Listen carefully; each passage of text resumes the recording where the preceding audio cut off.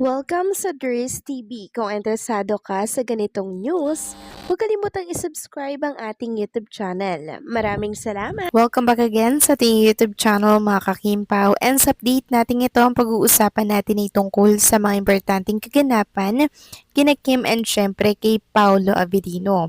So ang pag-uusapan na tatalakayin natin mga kakimpaw ay ang punot dulo po ng malaking kaguluhan sa mundo po ng social media na kung saan ay nadawit nga si Paolo Avellino at si Chinita Princess. And for sure, hindi po masisikmura ito ni Kim Chu. Ano ang tungkol dyan? Mamaya pag-uusapan natin yan. Pero bago po ang lahat, maraming salamat sa inyong patuloy na pagsuporta at pagsubaybay sa mga daily update natin.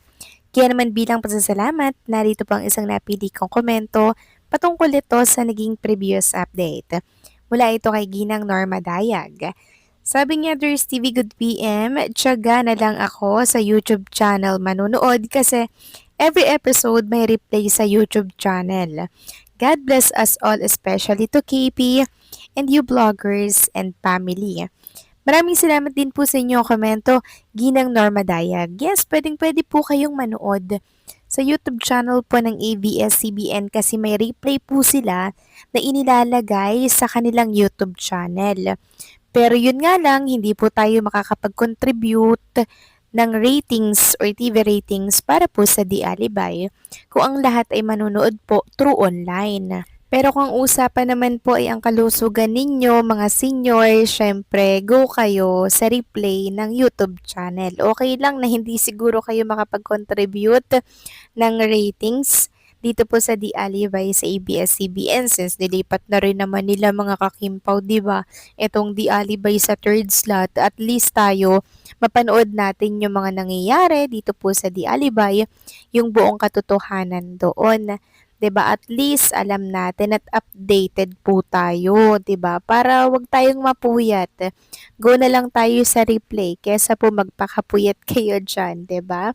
Good vibes lang, wala na lang samaan ng loob.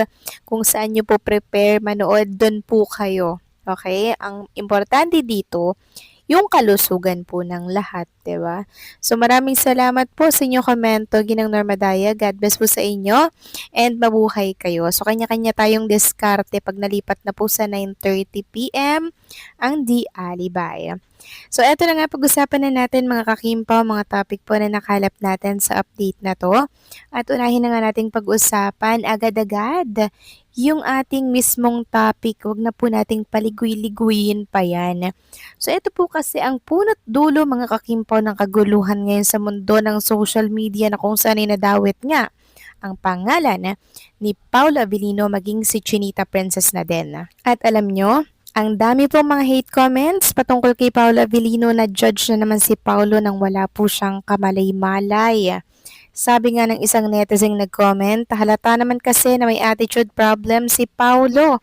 Tapos parang tamad pang gumalaw. Pero super love ko si Kimi. O grabe 'di ba? Na-judge na agad nila si Paolo without knowing the real story behind sa mga pa-blind item na yan. Na-judge na agad si Paolo Avellino. Grabe lang, 'di ba? So ganito po kasi yung pa-blind item mga kakimpaw. Ito yung punot dulo. Sabi dito, si Niche Ites, isang aktor na ayaw daw sa pinagagawa kapag promo day na. At ang clue daw po mga kakimpaw ay nag-host sa Ate Dick sa premiere night nila. Hindi naman po nakapag-host si Ate Dick sa premiere ng mga project ni Kim and Paulo. At sa katunayan po niyan, ang alam ng marami, itong si Ate Dick nag-host doon po sa premiere night nitong si Echo. Sabi kasi dito mga kakimpaw sa komento, ang lap ko sa mga fanay ni Janine Gutierrez at Jericho na Ekonin. Pinagpipilitang si Paulo puro troll account na nag full time para mang-bash kay Paulo at sa Kim Pao. Gumawa ng kung ano-ano, kaek-ekan kahit walang connect sa topic porket si Eko tinutukoy na attitude ni Ate Dick. Then sabi pa ng isa, si Jericho Rosales ang tinutukoy niya. Yung mga sumagot na Paulo, di naman siya nag-host ng any promo ng last movie ni Paulo, lalo na ng premiere night. Ayan, pinag-host niyang movie. The Love One attitude naman talaga yan sa Showtime nga. Sagot, wala lang during promo. Nako, si Jericho naman palang tinutukoy dito mga kakimpaw Kasi hindi naman po siya nag-host sa mga naging premiere night ni Paulo or ni Chinita Princess or sa mga naging project ni Paulo mga kakimpaw. Talagang dinadivert lamang ito ng mga supporters po nitong si Eko para po mabaling yung inis ng tao kay Paulo Avellino at kaasaran si Paulo na siyang effective nga mga kakimpaw. Aba, nainis nga ang ilan. Meron pa nga po nag-comment na attitude nga daw si Paulo, na si Paulo daw ay tama during promo at kung ano-ano pa. O di ba nahusgahan agad si Paulo Avellino sa ganyang-ganyang post lang gawa po nila? Wala namang katotohanan yan mga kakimpaw Grabe talaga sila no. Ito yung mga taong naniniwala na wala naman pong alam at di kilala si Paulo Avellino.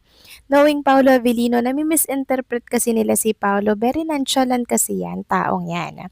Very tahimik pero mabait, hindi po yan isnabero. Hindi rin yan tamad mga kakimpaw. Grabe dang talaga yung mga bashers na nagpupumilit na sirain yung pangalan ni Paulo Avellino. And for sure, nakarating na to kay Chinita Princess mga kakimpaw. At para kay Kim Chu na malapit sa kanya si Paulo Avellino, masakit po ang mga nababasa niya. Sa mundo ng social media, hindi niya po yan masisikmura. Hindi niya po yan matatanggap mga kakimpaw. Kung pwede nga lang pong makapagreklamo si Chinita Princess at patulan niya yan, papatulan niya yan Pero syempre, kinokontrol siya ni Paula Avellino para hindi rin po humaba yung mga ganyang issue na talaga naman pong basura.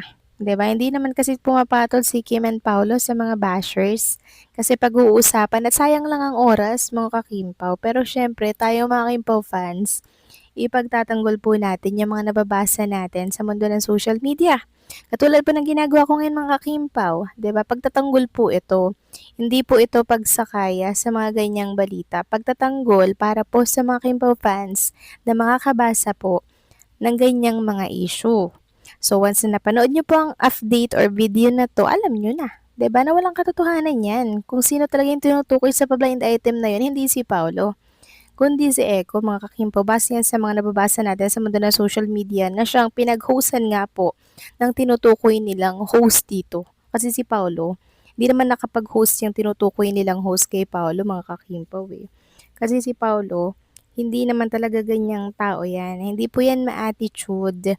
Talagang may mga bashers lang na gusto siyang ipabagsak at sirain para nang sa ganun ay mawalan po kayo ng gana kay Paulo. Pero syempre, since merong mga katulad po natin, 'di ba, na talaga namang sumusuporta kay Kim and Paulo, araw-araw alam natin ang katotohanan at hindi po kayo maliligaw mga kakimpaw sa papaniwalaan po ninyo. Kaya kalmahan nyo lang mga kakimpaw, okay? Sagot namin ang inyong mga nararamdaman dyan, okay? Kalma lang po at maging kampante. So, paano mga kakimpaw, hanggang dito na lamang po ang update natin at maraming salamat po sa inyong patuloy na pagsuporta.